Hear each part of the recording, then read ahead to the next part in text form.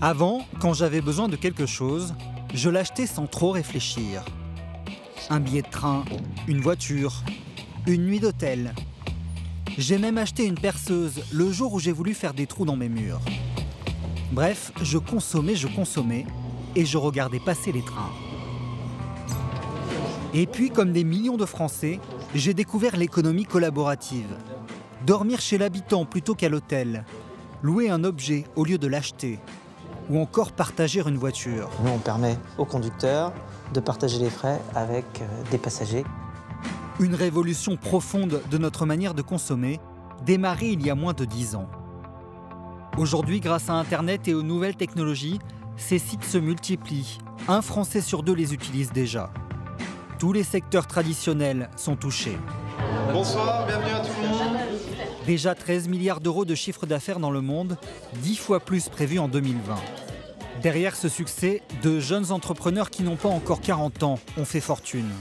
Brian Chesky, le cofondateur d'Airbnb, devenu milliardaire en quelques années. Travis Kalanick, le patron d'Uber, sa fortune personnelle est de 5 milliards de dollars. Quel monde ces nouveaux maîtres de l'économie sont-ils en train de nous préparer? Pour le savoir, je suis allé à la rencontre d'un de ces fervents adeptes du collaboratif. Grégory, 38 ans, informaticien. Lui, il vit partage, dort partage et se déplace même partage. Ce week-end, il projette de partir avec sa femme et sa belle-mère à Nice. Ça va finir en pugilat. Pour son séjour, pas question de dormir à l'hôtel. Il va sur un site de partage d'appartements où un particulier va lui louer son logement. Une fois que le montant que j'ai déterminé pour une location, puisque je vais rester que 2 jours ici sur Nice, à ce moment-là, je vais regarder ce qui convient le mieux. Il jette son dévolu sur l'annonce d'un certain François, qui lui propose un 2 pièces à 72 €. L'appartement est en plein centre-ville.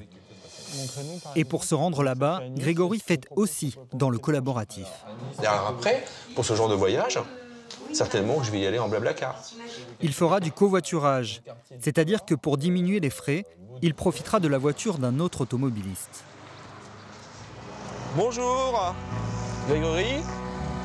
Pour Grégory, le partage, c'est un bon moyen de faire des économies, de vivre mieux. Pour d'autres, c'est carrément devenu un gagne-pain, voire même une manière de s'enrichir.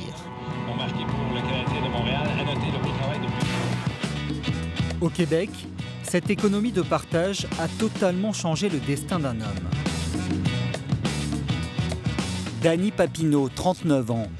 Au bord de la faillite personnelle il y a 3 ans, Danny roule désormais en Porsche. Il a réussi à se remettre à flot grâce au site de partage d'appartements, Airbnb. Ça fait environ 2 ans et demi que je fais du Airbnb. J'ai reçu chez moi probablement plus de... J'approche 2000 invités. Et c'est devenu vraiment mon revenu principal comme c'est là. Ouais. Danny dit gagner 6 000 € par mois. Une somme tirée de la location occasionnelle de ses appartements, dont ce duplex à Montréal. Where, in Montreal? Oh, yeah? Cette semaine, ses locataires sont des Américains. Aux petits soins, Danny est venu leur réparer la télé. On a une image, on a tout du son dessus. Un service sur mesure.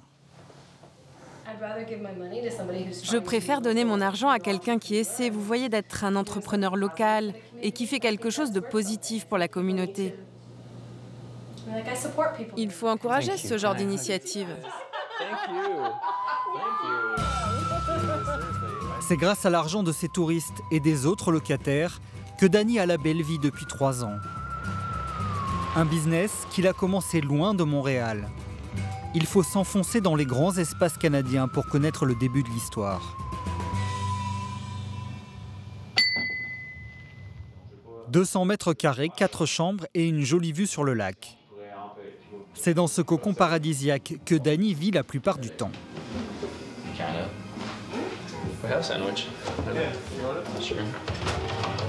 Mais avant de se remettre à flot grâce à l'économie de partage, Danny est passé par un échec retentissant.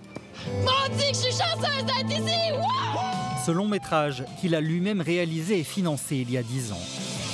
Il a investi toutes ses économies dans ce projet, 400 000 €. Mais en salle, le film a fait un bide. Ça m'a lancé dans une presque faillite personnelle.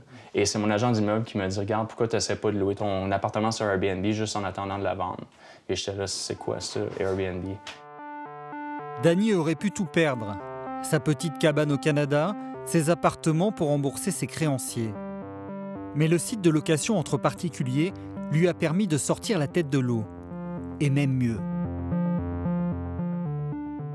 Airbnb a changé ma vie. A changé la vie de ma voisine, parce que c'est elle qui fait mes ménages, qui m'aide beaucoup. A changé la vie de mon autre voisin sur le plateau, parce que lui aussi m'aide à faire les ménages. Pas de changer la vie, mais mon oncle vient m'aider à faire de la plomberie, à faire des rénovations. Mon père, je le paye pour venir m'aider. Donc, ça a une influence sur beaucoup de gens à travers... C'est une économie de partage. C'est de l'économie qui est vraiment partagée avec plein de gens autour de moi. Un système qui lui permet surtout d'avoir beaucoup plus de temps libre. Il aurait gagné 200 000 € en 3 ans. Alors Danny peut profiter de la vie, comme cet après-midi en pleine semaine. Non, j'adore. Ici, l'été, là, j'adore juste me recoucher et regarder les arbres, là. C'est mon spot. Notre Québécois va tout de même devoir se méfier. Car au Canada comme ailleurs, cette révolution de l'économie du partage ne se fera pas sans heurts. En France, l'actualité, c'est cette grève des chauffeurs de taxi. Il y a de très nombreux CRS qui sont présents depuis 1 heure et demie environ. Souvenez-vous, au début de l'été, ces scènes de violence en plein Paris. C'est la révolte des chauffeurs de taxi. Dans leur ligne de mire, UberPop, cette application sur smartphone qui permet à un particulier de jouer les taxis. Ok, je m'arrache. La prochaine fois tu viens ici, Wallah, casse ta voiture. Là, je m'arrache. On est tous endettés. On a une grosse perte de chiffre d'affaires aujourd'hui. Donc voilà, le résultat, malheureusement, étant donné que nous n'avons pas le soutien de l'État, et ben voilà ce qui se passe. Uber est accusé de vivre au-dessus des lois. Travail clandestin, concurrence déloyale. Je commence à 18 h, je rentre à 9 h du matin. Et je fais comment? Et je suis toujours à découvert. Depuis, UberPop a été interdit. Mais la fronde face aux acteurs du collaboratif ne fait que commencer. À Paris, un autre épisode de cette bataille est en train de se jouer de façon plus discrète. Le quartier du Marais, ses rues typiques, ses petits commerces et sa réputation branchée attirent tous les jours des milliers de touristes. Et aujourd'hui, question hébergement, tous ont un seul mot à la bouche. On a loué un appartement. Airbnb. Airbnb? It was Airbnb. Yes. D'après certaines statistiques, l'été dans ce quartier, il y aurait plus de locataires Airbnb que d'habitants. Alors franchement, mettez-vous un peu à la place de Didier Chénet. Quand on est comme lui responsable du syndicat des hôteliers, il y a de quoi se sentir dépassé. Même ici, sur la célèbre place des Vosges, l'une des plus chères de la capitale, on peut trouver de quoi se loger à prix cassé. Dans cette place qui est absolument magnifique, Airbnb vous propose donc un appartement pour 90 €. Donc il donne sur la place des Vosges. Donc vous avez ici quelqu'un qui loue, alors que vous avez un hôtel qui est à côté et qui va louer la chambre compte tenu de l'emplacement, compte tenu de ce que ça coûte, compte tenu de toutes ses charges, il va la louer 300, 350 €. 350 € la chambre d'hôtel contre 90 € un appartement entier. Difficile pour les hôteliers de rivaliser. Marie Tournier, 40 ans. Elle a racheté cet établissement il y a 4 mois et a investi plusieurs millions d'euros pour y proposer ce genre de chambre. Donc vous pouvez accueillir 5 personnes dans cette chambre. 2 là, 1 là. Des chambres 2 à 3 fois plus chères que celles proposées par Airbnb. Mais la patronne, contrairement à la plateforme, a un maximum de charges à régler. À commencer par les salaires du personnel. J'ai 10 employés. Que je sois rempli ou vide, ces gens-là, je dois les payer. J'ai un loyer, j'ai des taxes, j'ai tellement de coûts fixes. Alors que le Airbnb, il a 0, donc il peut vraiment s'adapter. C'est dans la capitale française que se trouve le plus grand choix d'appartements à louer, 50 000. Et le temps que les pouvoirs publics légifèrent, Airbnb continue de tisser sa toile. En quelques années, le collaboratif s'est transformé, professionnalisé. En France, celui qui incarne le mieux cette réussite fulgurante, c'est lui, Frédéric Mazzella, 39 ans, le numéro 1 du covoiturage. D'après les spécialistes, sa société Blablacar vaudrait 1 milliard d'euros. Chaque jour, 10 000 personnes en France utiliseraient ses services. À Paris, ses bureaux sont situés dans les beaux quartiers. Frédéric emploie près de 200 personnes de toutes nationalités. C'est Trustman qui vous accueille, qui est le super-héros de la confiance. À Blablacar, on adore les slogans. Soyez drôle et sérieux. Échouez, apprenez et réussissez. Plein de belles phrases pour une idée toute bête. Faire de l'argent sur l'autostop. Dans une voiture, il y a plusieurs places. Il n'y a pas que la place du conducteur. Et nous, on permet au conducteur de partager les frais avec des passagers qui vont prendre les places vides. Voilà, c'est aussi simple que ça. Derrière ce concept, il y a surtout une machine commerciale redoutable. Blablacar se rémunère en prenant environ 10% de chaque transaction. Et la société, désormais présente dans 19 pays, grossit chaque jour un peu plus. Une multinationale qui n'en a pourtant pas les airs. Ici, on a abandonné le costume cravate pour s'accaparer tous les codes de la start-up dans le vent. C'est très bien ça, c'est mieux là que ce qu'on avait la dernière fois. La couleur est bien et ça se voit bien. Ah ouais, c'est parfait ça. Et tu sais le trajet. Ça fonctionne vraiment comme une sorte de laboratoire à ciel ouvert. Et il y a une interaction entre l'ensemble des personnes, l'ensemble des équipes, l'ensemble des départements, qui est toujours dans cette logique d'améliorer ou de construire quelque chose de nouveau ou de réaliser quelque chose de nouveau. Chacun choisit les sujets sur lesquels il a envie de travailler et on travaille tous ensemble là-dessus.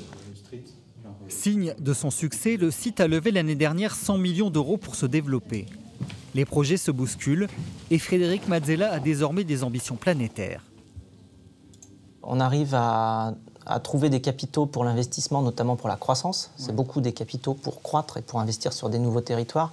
C'est parce que le potentiel justement de développement de l'économie du partage, aujourd'hui, il est très fort tout simplement parce qu'il y a beaucoup de ressources qui sont inutilisées.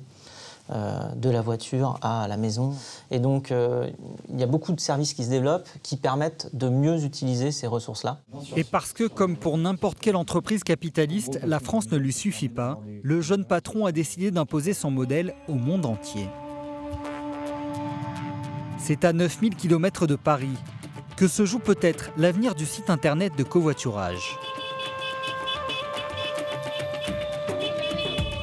L'Inde et son milliard d'habitants. Un marché colossal. 450 millions de voitures en circulation et des embouteillages monstres. Quant au train, arriver à l'heure tient du miracle. Toutes les conditions sont donc réunies pour que les Indiens partagent leurs véhicules. Le siège de Blablacar est ici installé juste à côté d'un autre géant des nouvelles technologies, Google. Raghav Gupta, 42 ans, est le directeur de Blablacar Inde. Je dirais que Blablacar est un modèle qui a beaucoup de succès. Mais il faut encore énormément de travail pour le rendre compatible avec notre modèle indien. Afin de convertir les Indiens aux vertus du covoiturage, il a recruté une quinzaine de personnes. Bonjour tout le monde. La principale difficulté pour eux consiste à trouver des conducteurs, les fameux membres. Au pays des castes et dans une société où il ne fait pas toujours bon d'être une femme, il faut réussir à inspirer la confiance. Et Blablacar mise tout sur les réseaux sociaux. Lorsque quelqu'un s'inscrit, on va tout de suite voir son profil Facebook. S'il a un grand nombre d'amis, ça veut dire qu'il est populaire. Donc on peut lui faire confiance. Il peut être conducteur sur Blablacar. Celui-là, par exemple, c'est bon. Il a 737 amis. Pas sûr que cela soit suffisant pour gagner la confiance des futurs passagers. Pourtant, sans confiance, impossible de créer cette fameuse communauté qui fait le succès du site. Car ici, à la différence de la France, Blablacar veut imposer un système qui va à l'encontre de la culture du pays. Est-ce que vous seriez prête à offrir un siège à un inconnu en échange d'argent ? Si je ne sais rien sur lui, évidemment non. Vous savez ce que c'est l'économie de partage ? Ben, c'est quand l'homme et la femme travaillent tous les deux pour partager les frais du foyer, non?